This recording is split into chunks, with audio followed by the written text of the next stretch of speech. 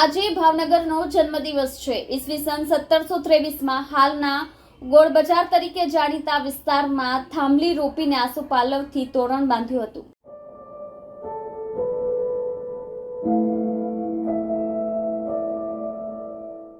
ભાવનગર એ સંત શુરા દાતાળની ભૂમિ છે। ભાવનગરને કલાનું પિયર ગણવામાં આવે છે।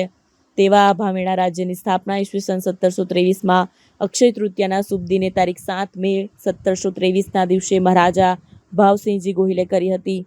ગુજરાતના ખંભાતની ખાડીના કિનારે ભાવનગર રાજ્યની સ્થાપના કરવામાં આવી હતી। સૌપ્રથમ ગોહિલ વંશની રાજધાની શિહોર હતી, જેને ત્યાંથી ફેરવીને ભાવનગરમાં નવી રાજધાની તરીકે તોરણ બાંધવામાં આવ્યું હતું। ભાવનગર રાજ્યના દીર્ઘદ્રષ્ટા રાજવીઓએ લોકોની સુવિધા અને સુખાકારી માટે અનેક કાર્યો કર્યા છે। આરોગ્ય, શિક્ષણ, વ્યાપાર અને જનકલ્યાણ માટે અનેક કાર્યો કરવામાં આવ્યા છે, જે આજે પણ અડીખમ રહી રાજવીઓના કાર્યોની સાક્ષી પૂરી રહ્યા છે।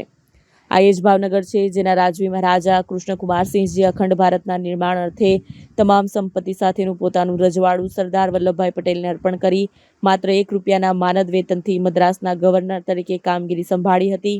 ભાવનગરના લોકો આજે પણ આ રાજવીઓને યાદ કરી નતમસ્તક બની જાય છે। ભાવનગરની સ્થાપના અક્ષય તૃતીયાના દિવસે થઈ હતી, જેને લોકો દર વર્ષે હર્ષોલ્લાસ સાથે ઉજવણી કરતા હોય છે। ત્યારે આ વર્ષે અક્ષય તૃતીયાના પર્વે ભાવનગરની સ્થાપના થયા અને 302 વર્ષ પૂર્ણ થયા છે, તેમજ 303મા વર્ષમાં મંગલ પ્રવેશ કર્યો છે। ત્યારે પહેલગામના આતંકી હુમલાને લઈને આ વર્ષે જન્મદિવસની ઉજવણી સાદગીપૂર્ણ રીતે ઉજવવામાં આવી રહી છે।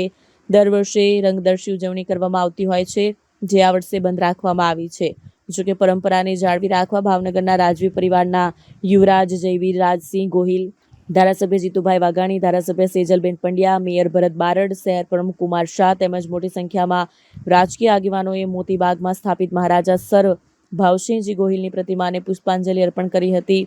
તેમજ ત્યાંથી રાજવી પરિવારના સમાધિ સ્થળે પહોંચી મહારાજા કૃષ્ણકુમારસિંહજી સહિત અન્ય રાજવીઓને પુષ્પાંજલિ અર્પણ કરી હતી। આજે ભાવેણું એ જન્મ લીધો હતો। સૌ ભાવેણાવાસીઓ સમગ્ર વિશ્વની અંદર વસી રહ્યા છે, સમગ્ર ભારતમાં વસી રહ્યા છે। એના માટે આપણા સૌ માટે આજે ગૌરવનો દિવસ છે, કારણ કે એવા સ્ટેટમાં આપણે જન્મ લીધો। આજે પણ એમનું દિશા દર્શન, એમની દીર્ઘદ્રષ્ટિ એ આપણને પ્રવર્તમાન જે શાસકો છે એની નીતિઓમાં પણ જોવા મળે છે। ભાવનગર જન્મોત્સવ સમિતિ દ્વારા સતત 10મા વર્ષે આ ઉત્સવની ઉજવણી સૌ ભાઈઓનું ભેગા મળીને કરી રહ્યા છે। ભાઈ જયેશભાઈ, રણધીરસિંહજી, ગિરીશભાઈ, તમામ મિત્રો અને અમે સૌ સહયોગી બનીને આ કાર્યક્રમમાં આપ સૌ પણ જાણો છો, રંગારંગ રીતે કાર્નિવાલ તરીકે ભાવનગર સ્ટેટનો પરિવાર પણ હાજર રહેતો હોય છે। પણ કમનસીબ ઘટના એ હમણાં જ પહેલગામમાં ઘટી છે। ભાવેણાના પિતા પુત્ર યતીશભાઈ અને સ્મિત, એક કુમળો યુવાન એ નથી રહ્યા, અનેક લોકો નથી રહ્યા। સમગ્ર દેશ એની નિંદા કરે છે। માનનીય વડાપ્રધાન, મુખ્યમંત્રી વગેરે પણ ખૂબ સંવેદનાથી સમગ્ર વિષયને લઈને સંવેદનાઓ વ્યક્ત કરી છે। ભાવેણું પણ વ્યક્ત કરે છે અને સમિતિને અમે સૌએ પણ વ્યક્ત કરીને કાર્યક્રમ એ મુલતવી રાખ્યો। પણ આપણું ભાવનગર હોય અને એ રાજવીઓનું સમાધિ સ્થળ હોય, જ્યાં એમનું સ્ટેચ્યુ હોય, ત્યાં જઈને સાદાઈથી પુષ્પાંજલિ કરવાનો કાર્યક્રમ, શ્રદ્ધાંજલિ કરીને એક ઋણાનુભાવ વ્યક્ત કરવાનો, એક ભાવસભર ભાવેણા એમના માટે જે એમણે કર્યું છે એના માટે એક ભાવ વ્યક્ત કરવા માટે અમે સૌ આવ્યા છીએ। ભાવસિંહજીનું સ્ટેચ્યુ આપણે સૌ જાણીએ છીએ મોતીબાગ ખાતે, અને આપણો આ દરબારી કોઠાર એટલે આપણા મહારાજાઓની સમાધિ છે। પરમ પૂજ્ય ભાવસિંહજી, કૃષ્ણકુમારસિંહજી, રાજમાતા, આ તમામના સમાધિ સ્થળો ઉપર માનનીય મેયર શ્રી ભરતભાઈ, આપણા યુવરાજ સાહેબ જયવીરસિંહજી, જેમનો હું ઋણ સ્વીકાર કરું છું કે સ્ટેટ વતી એ પણ હાજર રહ્યા। માનનીય પ્રમુખ શ્રી કુમારભાઈ, બેન શ્રી સેજલબેન, ધારાસભ્ય રણધીરભાઈ, જયેશભાઈ, ગિરીશભાઈને સૌ ભાવેણાવાસીઓ અને સૌ કાર્યકર્તાઓ ઉપસ્થિત રહ્યા છે। ત્યારે મારે આ તકે યાદ કરવું છે કે જ્યારે શાસન હતું ભાવસિંહજીનું, એવા વખતે 1958 વિક્રમ સંવતમાં દરબાર બેંકની સ્થાપના થઈ। એ જ રીતે 1968માં ખેડૂત સંકટ નિવારણ ફંડ, જે ક્યાંય નથી, આજે કલેક્ટર કચેરીમાં એ નિવારણ ફંડની જોગવાઈ છે, જે ખેડૂતોને મદદ કરી રહી છે।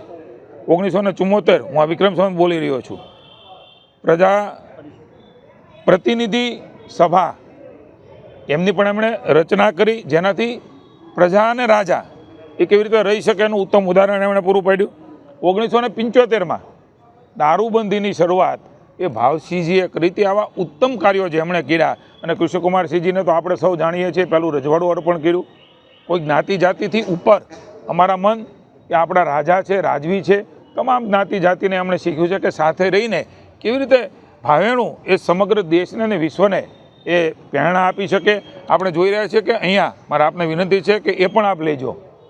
આજે પણ પારણા બાંધી રહ્યા છે કૃષ્ણકુમારસિંહજીની સમાધિ ઉપર. સાહેબ, કલ્પના ન કરી શકાય કે આ મહાપુરુષ, આ એક ઈશ્વરી તત્વ આજે પણ લોકો જેમને ઘરે પાણું નથી બંધાણું, સંતાનનો જન્મ નથી થતો, એ મન્નત માનીને અહીંયા પૂરી કરે છે. ને આજે પણ દરેક વર્ષમાં લગભગ કેટલા પાણાઓ અહીંયા બંધાઈ રહ્યા છે.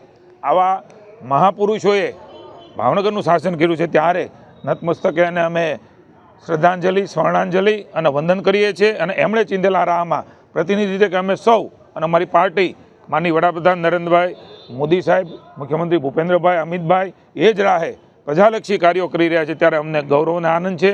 આપણા ઉપર એમના સદૈવ આશીર્વાદ વરસતા રહે એવી એમની દિવ્ય ચેતનાને, દિવ્ય આત્માને અમે પ્રાર્થના કરીએ છીએ.